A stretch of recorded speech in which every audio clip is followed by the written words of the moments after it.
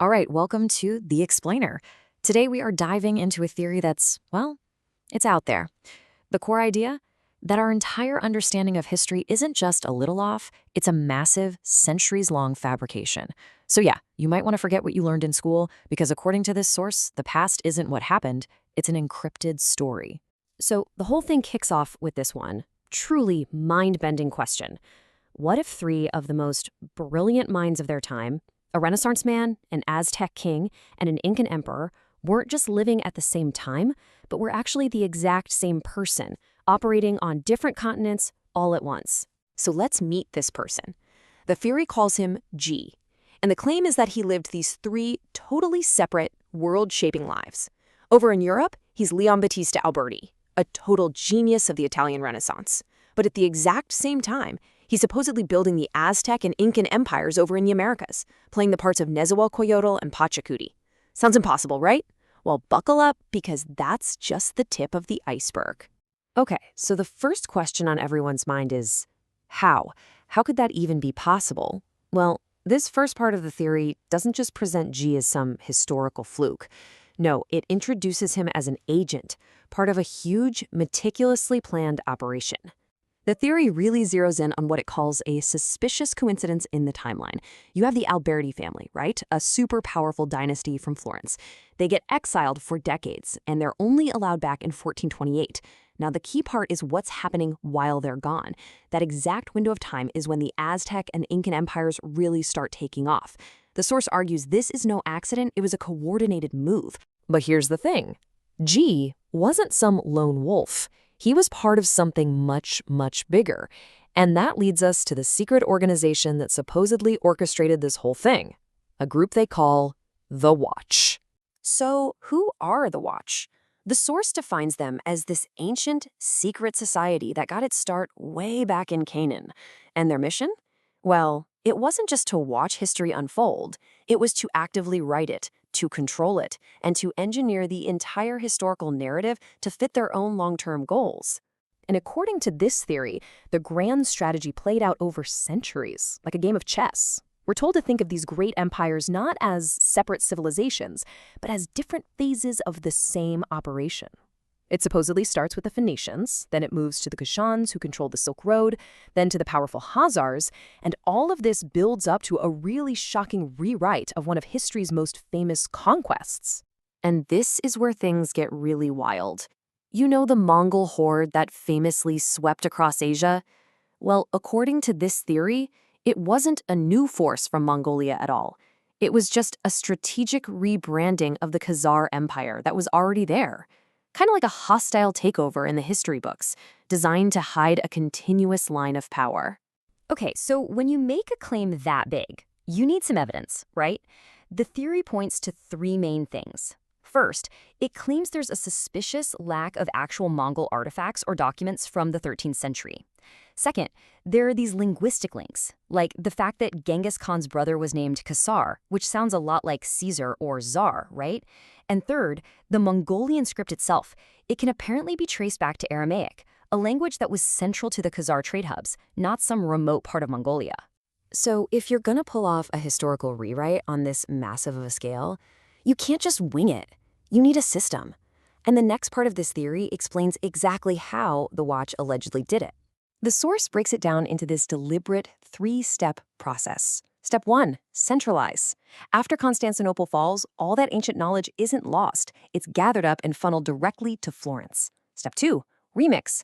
Agents posing as Renaissance humanists then get to work remixing this knowledge. They alter texts, they straight up fabricate new ones that look ancient, you name it. And finally, step 3, disseminate. They use the brand new invention of the printing press to mass produce their approved version of history, making sure it becomes the official story. Yeah, and I really like this metaphor the source uses. It says the printing press became their passport control booth, and only approved narratives were stamped for passage. It totally reframes the printing press, not as this great tool for spreading knowledge freely, but as a checkpoint for controlling it. It decides which ideas get to travel into the future and which ones get left behind, or rewritten completely. And their toolkit was incredibly sophisticated. We're not just talking about editing a few old books.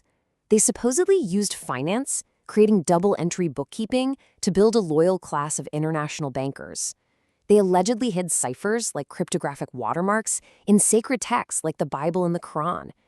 They used economic warfare, like the Medici family getting a monopoly on alum to break Constantinople's influence. And they used pure political power, like installing their own guy, Frederick III, as Holy Roman Emperor, just so they could control his massive library. You see, it all comes back to controlling information itself. And that's why the theory presents these two figures, Al-Kindi and our guy Alberti, not just as two brilliant minds who happen to work on cryptography. No, it presents them as key agents in the same network, developing the very science they needed to protect their secrets. Okay, so this brings us to the deepest and maybe the most shocking part of the entire theory. We've talked about the who and the how, but now we get to the why.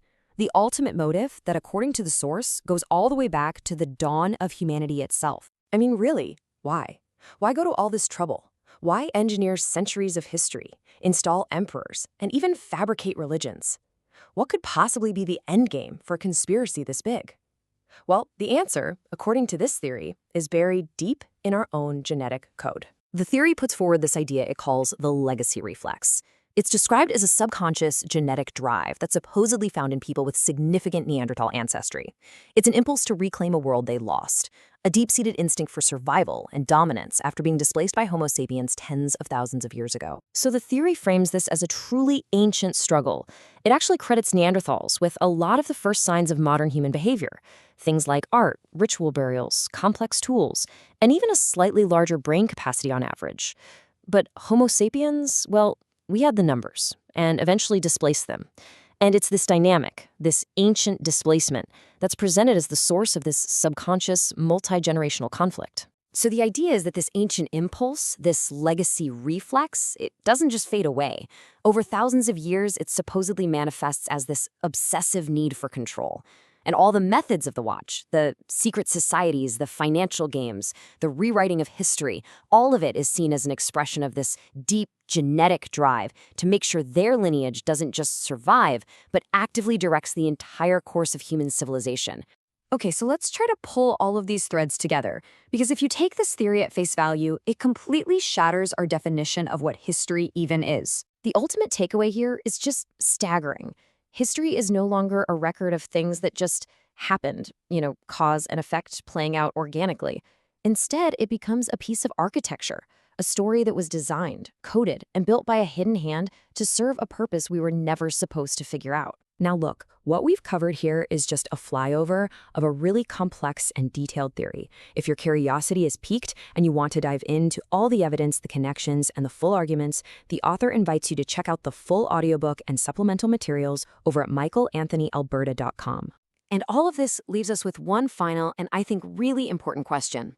This theory gives one possible answer, but it forces all of us to think, if what we call history is really just the story that won, who wrote it? And what other stories got erased along the way? That's something to chew on. Thanks for joining us on The Explainer.